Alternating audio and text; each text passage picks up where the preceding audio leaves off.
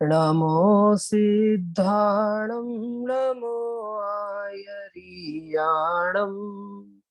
नमो वज्रायाणं नमो लोये सवसाहुणम् वन्दितु सर्वसिद्धे ध्रुवमचलमणोभवं गतिं पत्ते वोच्छामि समयपाहुड मिडमो सुदकेवली भणितम् नमः समय साराय स्वानुभूत्या चकासते चित् स्वभावाय भावाय सर्वभावांतरच्छिदे मैं करता हूँ कर्म का कर्म है मेरा कर्म ऐसी मिथ्या मान्यता हे मिथ्यात्व धर्म निज आत्म तल्लीनता सुखमय आत्म धर्म श्री जिन जिन वर देव ने यह समझाया मर्म यह समझाया मर्म।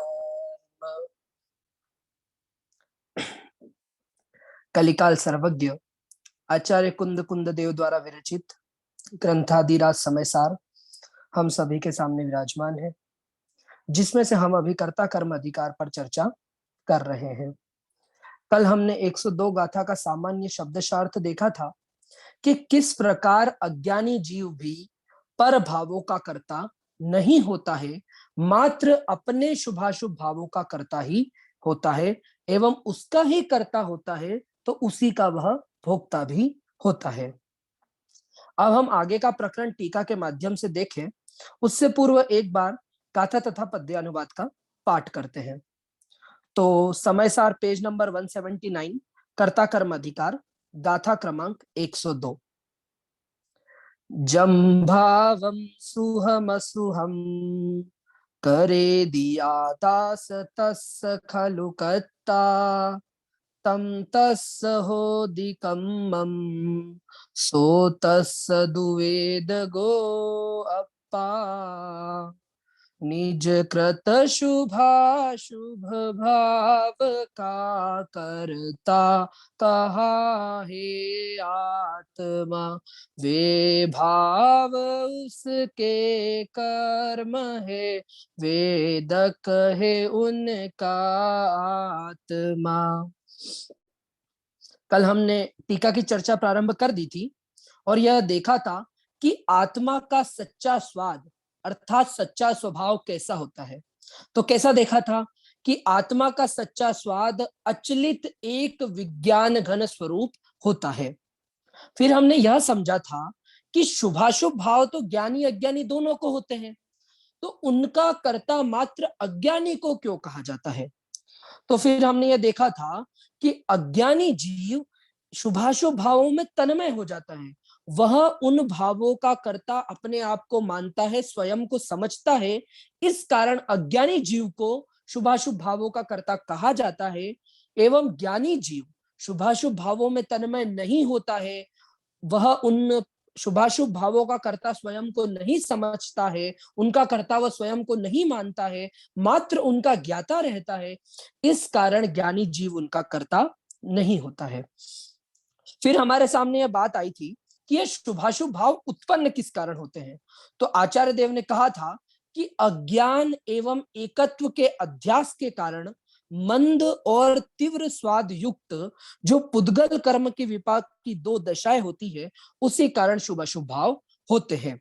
अर्थात जब पुद्गल कर्म की संक्लेश भाव रूप तीव्र अवस्था होती है, तब अशुभ का बंध होता है, और जब विशुद्ध परिणाम रूप मंद कषाय का उदय आता है, तब हमें शुभ कषाय का बंध, शुभ भावों का बंध होता है। यहां तक की चर्चा हम सबने कल कर ली थी। आज हमें इसके आगे से चर्चा प्रारंभ करनी है। तो पहले हम मूल टीका के अनुवाद को शब्दशः पढ़ते हैं, तत्पश्चात उसको हम समझने का प्रयास करेंगे।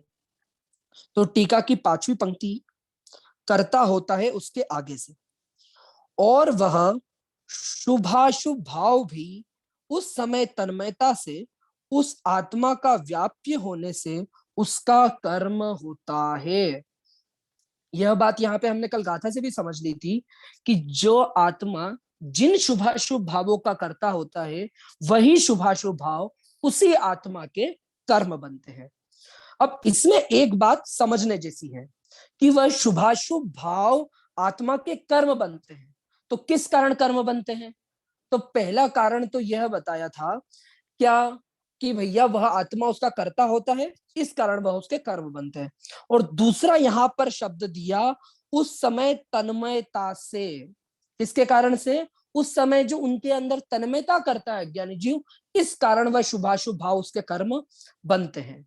तब इसमें यहाँ एक प्रश्न उठता है कि क्या शुभाशुभ भावों में और आत्मा में तन्मयता हो सकती है क्या?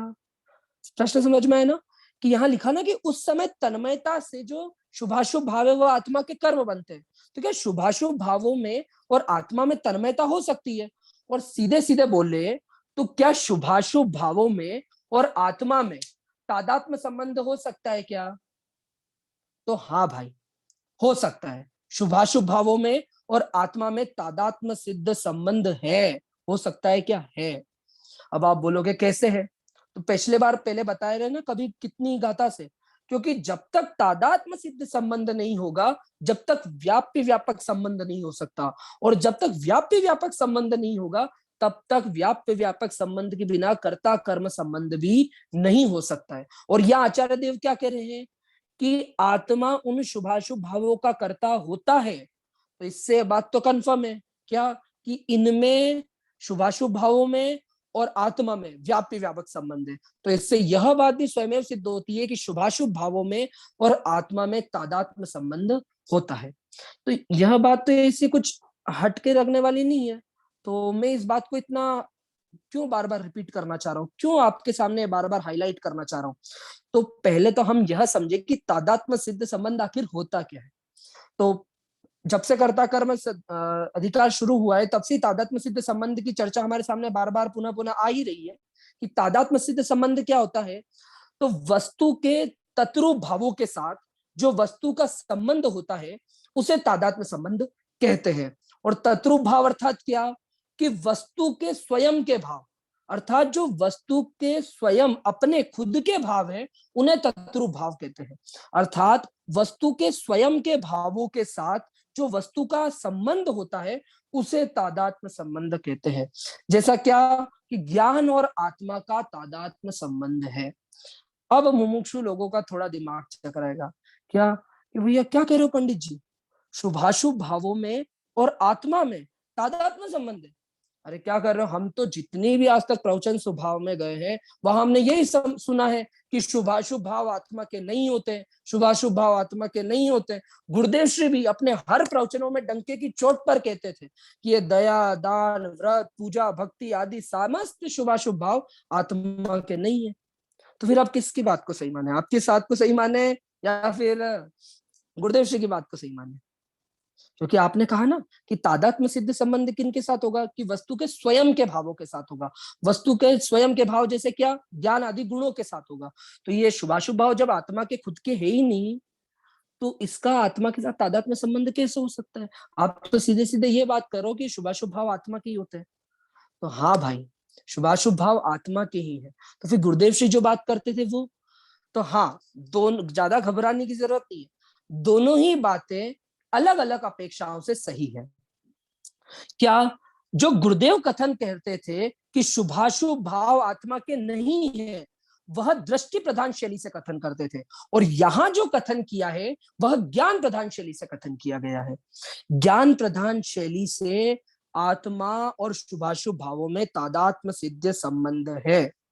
तो यहाँ जो हम कथन कर रहे हैं वह ज्ञान प्रदान शैली से कथन कर रहे हैं। जब हमें दृष्टि का विषय देखना होगा तब तो आत्मकारी अविकारी समस्त भावों से अलग है।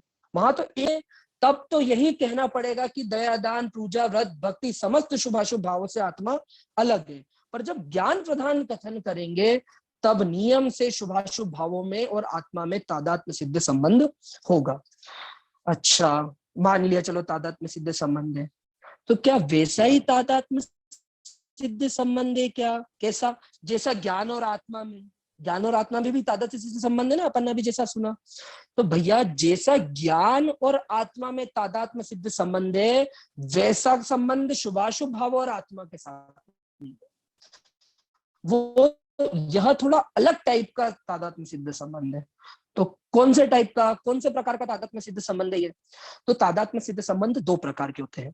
एक तो नित्य तादात्म्य संबंध और दूसरा होता है क्षणिक तादात्म्य संबंध।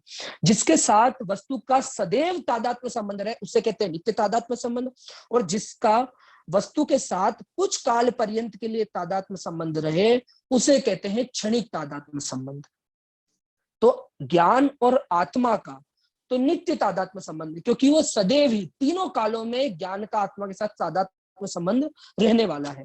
परंतु आत्मा और शुभाशुभ भावों का क्षणिक तादात्म्य सिद्ध संबंध है, नित्य तादात्म्य संबंध नहीं है। ठीक है, तो अब भैया क्षणिक तादात्म्य संबंध की आप ऐसे जो चर्चा कर रहे हो कहीं आई है क्या? तो हाँ भैया, प्रवचन सार में भी जब यह प्रश्न उठा कि आत्मा का शुभाशुभ भावों के साथ कैसा संबंध होता है, तो वहां लिखा तक काले तन्मयत्ति पंडितम, अर्थात उसी समय के लिए और कुछ काल पर्यंत के लिए ही शुभाशुभ भावों के साथ आत्मा का तादात्म्य सिद्ध संबंध होता है। पर होता है, जरूर होता है। इसी कारण अगर तादात्म्य सिद्ध संबंध नहीं हो तो आत्मा को कभी भी उसका कर्ता हम नहीं कह सकते हैं, क्योंकि फिर व्याप्य व्यापक संबंध नहीं बैठेगा। अच्छा चलो ठीक है। तो पंडित जी यार इतनी मगजमारी क्यों कर रहे हो, इतने विचारों में क्यों फंसा रहे हो? दो नित्य न क्षणिक अलग अलग ऐसे विचारों में कैसे? एक तादात्म्य संबंधी कह दो ना, इसको भी नित्य समझ लेते, क्या फर्क पड़ेगा? कुछ फर्क पड़ेगा क्या? हाँ भाई फर्क पड़ेगा। अगर हम शुभाशुभ भावों में के साथ जो आत्मा का तादात्म्य संबंध है उसे ज्ञान की तरह ही समझ ले, तो यह जो शुभाशुभ भाव हमारे लिए विभाव है वो उन्हें हमें स्वभाव मानना पड़ेगा, और स्वभाव होने के कारण हम इनका कभी भी नाश नहीं कर पाएंगे। तो मत होने दो नाश, क्या फर्क पड़ता है? इतने गुण है उनके साथ शुभ अशुभ दो गुण और रख लेंगे, क्या फर्क पड़ रहा है?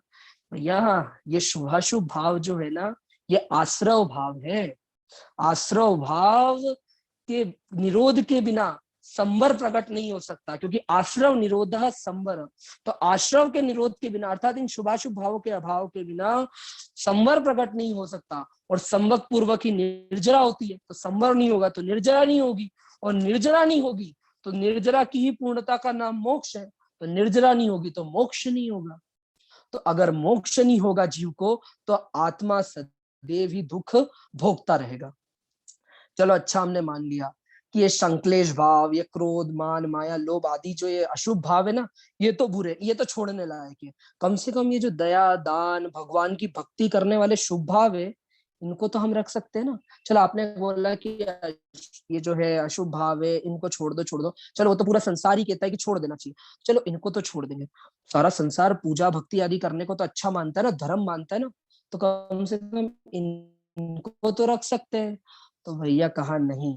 जिस प्रकार लोह और स्वर्ण की बेड़ी में अंतर नहीं है, उसी प्रकार शुभ अशुभ दोनों ही भावों में अंतर नहीं है। जिस प्रकार शुभ भी आश्रव भाव, अशुभ आश्रव भाव है, उसी प्रकार शुभ भी आश्रव भाव है। शुभ अशुभ दोनों का नाश आवश्यक रूप से हमें करना ही पड़ेगा। बाबू युगल किशोर जी जुगल थे जो कोटा वाले, वह जब भी इस 102 गाथा की चर्चा करते थे, तो जब भी यह चर्चा आती थी ना कि मंद तीव्र वेग, ये जो यहाँ पर अभी हमने चर्चा करी कि जब कषायों का और पुद्गल के विपाक का मंद वेग आता है तब शुभ का बंद होता है, और तीव्र वेग आता है तब अशुभ का उदय आता है, उस अशुभ का बंद होता है। उस समय वह एक इन तीव्र और मंद वेग को ज्वर के वेग की उपमा देते थे। किसके वेग की? ज्वर के वेग की। ज्वर अर्थात क्या? तो बुखार। कि जिस प्रकार किसी रोगी को, किसी व्यक्ति को बुखार हो जाए, अब कभी उसका बुखार तेज होता है और कभी उसका बुखार कम होता है, कभी कभार 102 103 डिग्री तक चला जाता है, और कभी कभी नहीं, कभी ज्वर का वेग मंद हो जाता है। परंतु ज्वर का तीव्र वेग तो चलो सबको बुरा लगता है, वह तो सब छोड़ने लायक समझते हैं, परंतु मंद वेग में क्या होता है, थोड़ी अनुकूलता हो जाती है, थोड़ी सी शांति प्रतीत होती है, थोड़ा सर कम दुखता है, बॉडी अच्छा फील करने लगती है। अब कोई थोड़ा सुख का अनुभव भी होने लगता है। अब कोई इस मंद ज्वर के वेग को अच्छा समझ के अब इसके लिए औषधि ना करे, अब सोच ले कि हाँ मेरे को तो अच्छा लग रहा है, तो अब मैं औषधि नहीं लेता हूँ, मैं ठीक हूँ, तो भैया वो कब निरोगी हो जाएगा? तो भैया कभी निरोगी नहीं होगा। और अगर उसने इस मंद वेग से प्रीति कर ली तो नियम से उसका मंद वेग तीव्र बन के उसकी मौत निश्चित तौर पे हो जाएगी। उसी प्रकार अशुभ भावों को तो हमने बुरा जानकर छोड़ दिया, पर यदि हम इन दया दान व्रत पूजा भक्ति भगवान की भक्ति आदि शुभ भावों में उलझ गए और इन्हें अच्छा मानकर इन्हीं को करने लगे, तो हम कभी भी मोक्ष लक्ष्मी का वर्ण नहीं कर पाएंगे। तो शुभ अशुभ दोनों ही आश्रव भाव है, और शुभ अशुभ दोनों आश्रव भाव के होने के कारण आश्रव भाव का फल बताया था ना आगे, कैसा है आश्रव भाव? तो दुखा दुख फलती, जिसका फल दुख ही है, ऐसा है वो आश्रव भाव। तो इस प्रकार ये शुभ अशुभ दोनों ही दुख के ही कारण है, इसलिए चाहिए। तो इस संबंध में यह बात अच्छी तरह से समझने जैसी थी। तो इस प्रकार हमने देखा कि शुभ और अशुभ भाव का आत्मा से तन्मयता होने पर, आत्मा का व्यापक होने से वह आत्मा के कर्म होते हैं। आत्मा व्यापक है और शुभाशुभ भाव व्याप्य है, आत्मा करता है और शुभाशुभ भाव उसके कर्म है। अब अंत में आचार्य देव ने भोक्तापने की बात भी करी। क्या कहा उन्होंने कि और वही आत्मा उस समय तन्मयता से, उस भाव का भावक होने से उसका अनुभव करने वाला भोक्ता होता है, और वह भाव भी उस समय तन्मयता से उस आत्मा का भाव्य होने से उसका अनुभाव्य होता है, भोग्य होता है। अब हमने कल ही गाथा का अर्थ करते हुए यह समझ लिया था कि यहाँ व्याप्य व्यापक, जहां जहां व्याप्य व्यापक संबंध होता है वहां वहां नियम से भाव्य भावक संबंध भी होता है। तो आत्मा भावक है और शुभाशुभ भाव उसके भाव्य है, इस कारण आत्मा शुभाशुभ भावों का भोक्ता है और शुभाशुभ भाव आत्मा के भोग्य है, ऐसा हमें समझना चाहिए। अब निष्कर्ष रूप में आचार्य देव ने अंत में लिख दिया कि इस प्रकार अज्ञानी भी पर भाव का कर्ता नहीं है। जैसे 101 गाथा के अंत में निष्कर्ष रूप में लिखा था कि ज्ञानी जीव पर भावों का कर्ता नहीं है, मात्र अपने ही भावों का कर्ता है, उस प्रकार यहाँ 102 नंबर की गाथा में यह सिद्ध कर दिया कि अज्ञानी भी पर भावों का कर्ता नहीं है, वह भी मात्र अपने ही भावों का कर्ता होता है। अब जैसे ही हम इस टीका की चर्चा को पूर्ण करते हैं, तब सभी लोगों के, अधिकतर लोगों के मन में एक सहज ही प्रश्न उत्पन्न होता है कि पंडित जी, ज्ञानी व्यक्ति भी अपने ही भावों का करता है और पर भावों का करता नहीं है, और अज्ञानी भी अपने ही भावों का करता है, पर भाव का करता नहीं है। तो ज्ञानी अज्ञानी ऐसी दो दो संज्ञाएं क्यों दे रहे हो? जब दोनों ही अपने ही भावों के करता है, पर भावों के करता नहीं है, तो दोनों को एक ही चीज के दो ना, पर ये तो अलग अलग संज्ञाएं क्यों दे रहे हो? तो कहा भैया ऐसा नहीं है, ज्ञानी और अज्ञानी में जमीन आसमान का अंतर है। क्या? कि ज्ञानी जीव तो उन पर भावों का कर्ता होता नहीं है और मानता भी नहीं है, मात्र ज्ञाता रहता है। ना उनका कर्ता होता है ना मानता है, मात्र ज्ञाता रहता है। और ये अज्ञानी जीव कर्ता होता तो नहीं है, परंतु अपने आप को पर द्रव्य का करता है और यही सोचता रहता है कि ये जो कारण वो संसार में अज्ञान में ही भटकता रहता है और दुख उठाता रहता है। अब ये जो शुभाशुभ भाव वाली बात थी ना कि भैया अज्ञानी और ज्ञानी में अंतर क्या है, तो इसी की चर्चा जयचंद जी छाबड़ा इस प्रकार स्पष्ट करते हैं कि पुद्गल कर्म का उदय होने पर ज्ञानी उसे जानता ही है, अर्थात वह ज्ञान का ही कर्ता होता है, और अज्ञानी अज्ञान के कारण कर्मोदय के निमित्त से होने वाले अपने अज्ञान रूप शुभाशुभ भावों का कर्ता होता है। इस प्रकार ज्ञानी अपने ज्ञान रूप भाव का और अज्ञानी अपने अज्ञान रूप भाव का करता है। पर भाव का करता तो ज्ञानी अथवा अज्ञानी कोई भी नहीं है। इस प्रकार हमने देखा कि पर भाव का कर्ता न तो ज्ञानी होता है न अज्ञानी होता है, परंतु अज्ञानी जीव अपने आप को परभाव का कर्ता मानता है, इस कारण वह अज्ञानी संज्ञा को पाता है। अब टीका के पश्चात आदरणीय छोटे दादा ने अनुशीलन में इसी गाथा के निष्कर्ष रूप में 3 पैराग्राफ दिए हैं, हम एक बार उनको भी अच्छे से पढ़ लेते हैं, जिससे हमारा पूरा विषय एक बार हमारे दिमाग में क्लियर हो जाएगा। तो अनुशीलन ने 159 पेज पे टीका के पश्चात दिया है कि उक्त टीका में यह बताया गया है कि ये ज्ञानानंद स्वभावी आत्मा भी जब अज्ञान के कारण शुभाशुभ भावों में व्याप्त होता है, शुभाशुभ भावों में तन्मय होता है, तन्मयता से उनके कर्तृत्व और भोक्तृत्व रूप परिणमित होता है, तब वह उनका कर्ता भोक्ता होता है। किंतु पर का कर्ता भोक्ता तो वह तब भी नहीं होता। ज्ञानी आत्मा के भी शुभाशुभ भाव पाए जाते हैं, पर वह उनमें व्याप्ता नहीं है, तन्मय नहीं होता, उनका सहज ज्ञाता दृष्टा रहता है। वे जैसे होते हैं वैसे ही सहज भाव से उन्हें जान लेता है। इस कारण वह उनका भी कर्ता भोक्ता नहीं होता, उनके जानने रूप अपने ज्ञान परिणाम का ही कर्ता भोक्ता होता है। तो उन्होंने यहाँ पे ज्ञानी की बात बता दी कि भैया ज्ञानी पर भावों का कर्ता नहीं है, अज्ञानी भी पर भावों का कर्ता नहीं है, परंतु ज्ञानी जो शुभाशुभ भाव हो रहे हैं, ज्ञानी को भी हो रहे हैं, अज्ञानी को भी हो रहे हैं। ज्ञानी को भी शुभाशुभ भाव होते हैं क्या? तो हाँ भैया, भले दर्शन संबंधी जो है उसका चला गया है मिथ्यात्व, परंतु जो चारित्र मोह है उसके कारण जो अस्थिरता है, अभी उसके कारण उसको शुभ अशुभ भाव दोनों होते हैं, परंतु क्या वह शुभ अशुभ भावों में तन्मय नहीं होता है, उनको स्वयं से भिन्न जानता है, मात्र उनका ज्ञाता दृष्टा रहता है। इसके कारण ज्ञानी जीव को शुभाशुभ भावों का कर्ता भी नहीं कहा गया है, और अज्ञानी जीव उनमें तन्मय हो जाता है, इस कारण उसे शुभाशुभ भाव का कर्ता कहा गया है। और ज्ञानी को फिर ज्ञानी क्या कर्ता भोक्ता नहीं है क्या किसी चीज का? तो यहाँ पे लिखा भैया है ना, ज्ञानी भी कर्ता भोक्ता है। किसका? तो वो जिस रूप से परिणमित होता है। किस रूप से परिणमित हो रहा है? तो ज्ञान रूप से परिणमित हो रहा है। तो ज्ञानी किसका कर्ता हो गया? कि अपने ज्ञान परिणामों का ज्ञानी कर्ता होता है। इस प्रकार अज्ञानी अपने शुभाशुभ भाव रूप अज्ञान परिणमन का और ज्ञानी उन्हें जानने रूप अपने ज्ञान परिणमन का कर्ता होता है। किंतु पर का कर्ता न तो ज्ञानी होता है और न अज्ञानी ही। पर का कर्ता तो वही परद्रव्य होता है कि जिसका वह परिणमन है। तो चलो भैया, पर का कर्ता ज्ञानी नहीं है, पर का कर्ता अज्ञानी भी नहीं है, तो पर का कोई ना कोई तो कर्ता होगा ना। कौन है पर का कर्ता? तो अपन ने 91वें कलश में पढ़ा था ना कि यह परिणमति स कर्ता, अर्थात जो जिस रूप से परिणमित होता है वही उसका कर्ता होता है। जैसे मिट्टी ही घड़े रूप से परिणमित होने के कारण मिट्टी ही घड़े की करता है, उसी प्रकार कौन होता है परद्रव्य रूप से परिणमित? तो परद्रव्य ही होता है। पर भाव रूप से परिणमित कौन होता है? तो परद्रव्य होता है। तो पर भावों का कर्ता कौन हो जाएगा?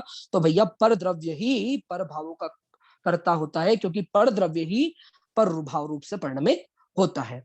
तो इस प्रकार हमारी यहाँ पर टीका की चर्चा पूर्ण होती है। अब हमारे पास 5-7 मिनट का समय शेष है। अब आज समय सार पे जो दूसरी टीका है आचार्य जयसेन की तात्पर्य वृत्ति, इसमें आचार्य जयसेन ने बहुत ही उत्कृष्ट नयों के माध्यम से इस गाथा को हमें समझाने की कोशिश करी है। यहाँ पर उन्होंने निश्चय नय, व्यवहार नय का प्रयोग करते हुए हमें इस गाथा का अर्थ स्पष्ट किया है। तो अब हम उसकी चर्चा करते हैं। अनुशीलन में ही एक पेज नंबर 159, तात्पर्य यह है कि अज्ञानी जीव अशुद्ध उपादान रूप अशुद्ध निश्चय नय से मिथ्यात्व रागादि भावों का ही करता है, द्रव्य कर्मों का नहीं। अब ये बात थोड़ी सी समझने जैसी है, थोड़ा दिमाग लगाने की जरूरत है इसमें, कि अज्ञानी जीव अशुद्ध उपादान रूप, तो भैया ये अशुद्ध उपादान वर्ड है, वो क्या होता है? अशुद्ध उपादान क्या होता है? हमने तो सुना था उपादान शुद्ध ही होता है, या अशुद्ध उपादान क्या होता है? तो अशुद्ध उपादान अर्थात उसमें उपादान अर्थात स्वयं की योग्यता तो है, परंतु क्या अशुद्ध है। अशुद्ध अर्थात यहाँ पे अशुद्धता से क्या लेना कि पर के निमित्त से हो रहा है, इस कारण अशुद्ध है। और उपादान शब्द से क्या लेना कि स्वयं में ऐसी योग्यता है, इस कारण वह उपादान है। और किस नय से? अशुद्ध निश्चय नय से मिथ्यात्व रागादि भावों का ही करता है। अर्थात यहाँ क्या बताना चाह रहे हैं, जैसा गुरुदेव श्री कहते थे ना, क्या कि आत्मा में स्वयं ऐसी योग्यता है कि वो विभाव रूप से परिणमित हो सके, तभी वह पर का निमित्त पाकर विभाव रूप से परिणमित होता है। तो ये जो स्वयं की योग्यता है, इसको यहाँ अशुद्ध उपादान शब्द से इंगित किया है। अब इसका उदाहरण देते हुए आदरणीय शांति जी भाई साहब अपनी कक्षा में इस प्रकार कहते हैं हम सभी ने 10वीं तक की कक्षाओं में साइंस पढ़ा है, साइंस में केमिस्ट्री भी पढ़ी है। तो गुड कंडक्टर्स और बैड कंडक्टर्स पढ़ा होगा सबने। इलेक्ट्रिसिटी की जब भी चर्चा आती है, एक चैप्टर आता है उसमें गुड कंडक्टर और बैड कंडक्टर्स आते हैं। गुड कंडक्टर्स क्या होते हैं? जो बिजली को प्रवाहित होने दे उन्हें गुड कंडक्टर्स कहते हैं, और जो बिजली को प्रवाहित न होने दे उन्हें बैड कंडक्टर्स कहते हैं। अच्छा, जैसे लोहा है वो बिजली का गुड कंडक्टर है, और जो लकड़ी है वो बिजली का बैड कंडक्टर है, क्योंकि लोहा बिजली को प्रवाहित होने देता है और लकड़ी बिजली को प्रवाहित नहीं होने देती। अच्छा, तो जो लोहा है उसके अंदर स्वयं के अंदर ऐसी योग्यता है कि वह बिजली को आगे प्रवाहित होने दे। क्यों? क्योंकि अगर बिजली ही अगर आगे प्रवाह होने में आप सच्चा कारण मान लो तो लकड़ी में भी होनी चाहिए थी। तो नहीं भैया, लकड़ी में क्यों नहीं होती? क्योंकि लोहे में स्वयं में ऐसी योग्यता है कि वह आगे, लोहे के जो तार होते हैं आपने देखा होगा कि वह आगे बिजली को प्रवाहित कर सके, ये उसके अंदर स्वयं के अंदर ऐसी योग्यता है। अच्छा, तो फिर अशुद्ध उपादान क्यों कह रहे हो इसे? क्यों? क्योंकि आप ऐसे तार, आपके घर में कोई तार पड़ा है, अब आप उसे छुओ तो क्या आपको उसमें बिजली दिखेगी? क्या बिजली आपको करंट लगेगा क्या उससे? तो नहीं लगेगा। क्यों? उसमें तो उपादानगत योग्यता है ना, उसको तो अपने आप करंट देना चाहिए था, उसके अंदर उपादानगत योग्यता है। तो नहीं भैया, जब तक उसे पर का निमित्त नहीं मिलेगा तब तक उसमें बिजली प्रवाहित नहीं होगी। अर्थात क्या, आप उसे जब तक किसी ऐसे बिजली के तार से कनेक्ट नहीं करोगे तब तक अब वो तार में आगे बिजली प्रवाहित नहीं होगी। इस कारण पर के लक्ष्य से उसके अंदर स्वयं की योग्यता होने से वह आगे बिजली प्रवाहित करता है। तो ये जो पर के लक्ष्य से स्वयं की योग्यता है, इसे अशुद्ध उपादान कारण यहाँ पर कह रहे हैं। तो ये जो मिथ्यात्व रागादि भाव है वो पर के लक्ष्य से होते हैं, परंतु स्वयं आत्मा की योग्यता के कारण होते हैं। इसके कारण आत्मा उनका उपादान करता, अशुद्ध उपादान करता होता है। क्योंकि जैसे ये जो कर्म रूप जो कार्मण वर्गणा है वो तो तीनों लोकों में ठसाठस भरी है, और इन तीन लोक में जीव के साथ साथ धर्म, अधर्म, आकाश, काल, ये सब भी रह रहे हैं। तो वो फिर विभाव रूप से परिणमित क्यों नहीं करते? वो शुभ अशुभ रूप से परिणमित क्यों नहीं करते? क्योंकि भैया उन्हें स्वयं में ऐसी योग्यता नहीं है कि वह शुभ अशुभ रूप से परिणमित कर सके। सिर्फ और सिर्फ आत्मा में ऐसी योग्यता है कि वह उनका निमित्त पाकर शुभ अशुभ रूप से परिणमित करता है। ठीक है। अब यहाँ पे मिथ्यात्व रागादि भावों का ही करता है ऐसा कहा, और द्रव्य कर्मों का नहीं। क्यों? क्योंकि मिथ्यात्व रागादि भावों का करता इसलिए है क्योंकि उनका तादात्म्य संबंध है, अभी जैसा हमने पढ़ा, और उन दोनों में व्याप्य व्यापक संबंध है। और जो द्रव्य कर्म है वह पर है, जड़ है, पुद्गल है, अन्य द्रव्य है। इस कारण आत्मा का उनके साथ तादात्म्य संबंध नहीं है, इसलिए आत्मा उन द्रव्य कर्मों का कर्ता नहीं बनता है। आत्मा को द्रव्य कर्म का कर्ता असद्भुत व्यवहार नय से कहा गया है। हम सब नए चक्र की कक्षा में असद्भुत व्यवहार नय पढ़ ही चुके हैं कि असद्भुत व्यवहार नय क्या, कि बिल्कुल भी सत्ता में ही नहीं है आत्मा की, इसलिए बिल्कुल भी उसका कर्ता नहीं है। ठीक है, व्यवहार में भी बिल्कुल लो क्वालिटी का व्यवहार है, बिल्कुल आत्मा में उसकी सत्ता ही नहीं है। किसकी? द्रव्य कर्मों की। तो द्रव्य कर्मों का कर्ता किस नय से कहा गया? तो असद्भुत व्यवहार नय से कहा गया है। इस कारण इस अशुद्ध नय को निश्चय नय के नाम से कहा जाता है, तो भी शुद्ध निश्चय नय की अपेक्षा यह अशुद्ध निश्चय नय भी व्यवहार ही है। अर्थात यहाँ पर क्या कहा कि यहाँ पर रागादि भावों का कर्ता आत्मा को किस नय से कहा जा रहा है? तो अशुद्ध निश्चय नय की अपेक्षा से कहा जा रहा है। तो अशुद्ध निश्चय नय को निश्चय नय के नाम से भी कहीं कहीं लिख देते हैं आचार्य, कि पूरा अशुद्ध निश्चय नय ना लिखकर कहीं कहीं निश्चय नय से ही, निश्चय नय को ही बस वहां पर लिख देते हैं। तो हमें उस निश्चय नय से ये समझ जाना चाहिए, अंत में एक प्रश्न भी उठाएंगे यहाँ पर, कि उस निश्चय नय से हमें अशुद्ध निश्चय नय से लिखा कि शुद्ध निश्चय नय की अपेक्षा यह अशुद्ध निश्चय नय भी व्यवहार ही है। यहाँ पे क्या कहना चाह रहे हैं कि जैसे जैसे हम ऊपर चढ़ते हैं, ऊपर चढ़ते हैं मतलब अशुद्ध निश्चय नय, फिर एक देश शुद्ध निश्चय नय, साक्षात शुद्ध निश्चय नय, फिर परम शुद्ध निश्चय नय, जैसे जैसे ऊपर जाते जाते हैं तो उसके अपेक्षा से नीचे नीचे वाले जो नय है वो अपने आप ही व्यवहार की श्रेणी में आते जाते हैं। जैसे शुद्ध निश्चय नय की अपेक्षा से अशुद्ध निश्चय नय व्यवहार हो जाएगा, और वो एकदम शुद्ध निश्चय नहीं की अपेक्षा से ही अशुद्ध निश्चय है, फिर शुद्ध साक्षात शुद्ध निश्चय नहीं की अपेक्षा से व्यवहार हो जाएगा। और जहां फिर परम शुद्ध निश्चय नहीं की बात आएगी, उसकी अपेक्षा से तो सारे ही नए, उसके अलावा सभी व्यवहार हो जाएंगे। तो इस प्रकार जब शुद्ध नए की चर्चा करेंगे, शुद्ध निश्चय नए की चर्चा करेंगे, उस अपेक्षा से जिस नए से आत्मा को रागादि भावों का कर्ता कहा जा रहा है, इससे अशुद्ध निश्चय नए को भी व्यवहार ही कहेंगे। अब एक लास्ट प्रश्न पढ़कर अपन यहाँ पर चर्चा खत्म करेंगे कि हे भगवान, आपने अशुद्ध उपादान रूप से आत्मा को रागादि भावों का कर्ता कहा है, तो उस आत्मा के अशुद्ध उपादान और शुद्ध उपादान से दो भेद कैसे हो गए? मतलब आपने कहा ना अशुद्ध उपादान, अशुद्ध है तो शुद्ध भी होगा, तो ये शुद्ध उपादान दो भेद कहां से हो गए? तो इसका उत्तर आचार्य देते हैं, मान औपाधिक भाव वाला आत्मा अशुद्ध उपादान है, तथा जिस प्रकार सोना अपने पित्वादि पर्यायों का, सिद्ध जीव अपने अनंत ज्ञानादि पर्यायों का और अग्नि अपनी उष्णत्वादि पर्यायों की शुद्ध उपादान है, उसी प्रकार आत्मा अपने निरुपाधिक भावों का शुद्ध उपादान है। अर्थात जिस प्रकार अग्नि को गर्म करने के लिए किसकी आवश्यकता लगती है? किसी पर की आवश्यकता लगती है क्या? तो नहीं। तो अग्नि का उष्णता, अग्नि उष्णता के लिए क्या हो गई? शुद्ध उपादान करता है, अग्नि उष्णता की शुद्ध उपादान करता है।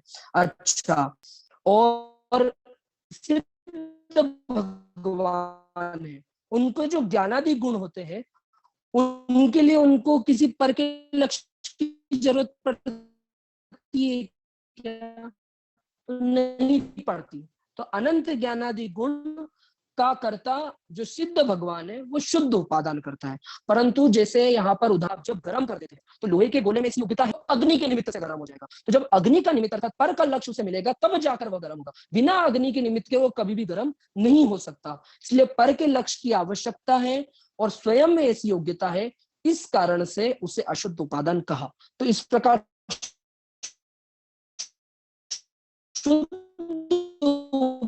उपादान और अशुद्ध उपादान का कथन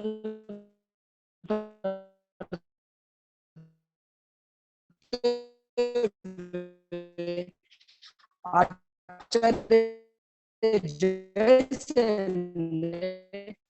यहाँ पर इस गाथा को हमें नयों के माध्यम से समझाने की कोशिश करी है। तो हम सब भी नयों की चर्चा को समझे, और ये जो हमारी पूरी जिनवाणी है वह नयों में ही निबद्ध है। ये हमारी पूरी जिनवाणी, जिनवाणी को समझे और जिनवाणी की बात को समझकर शुभ